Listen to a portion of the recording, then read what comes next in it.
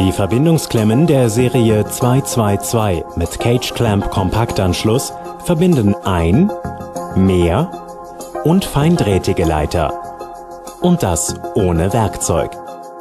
Die Handhabung ist spielend einfach. Den gewünschten Leiter 9 bis 10 mm abisolieren, Klemmstelle durch Betätigungshebel öffnen und Leiter einführen.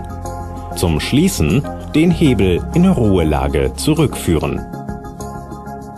Durch die Prüföffnung oberhalb der Klemme kann mit einem Spannungsprüfer die Spannung gemessen werden. Die Anwendungssicherheit der Serie 222 wird durch europäische Sicherheitsnormen für alle Leiterarten bestätigt. WAGO – Innovative Connections.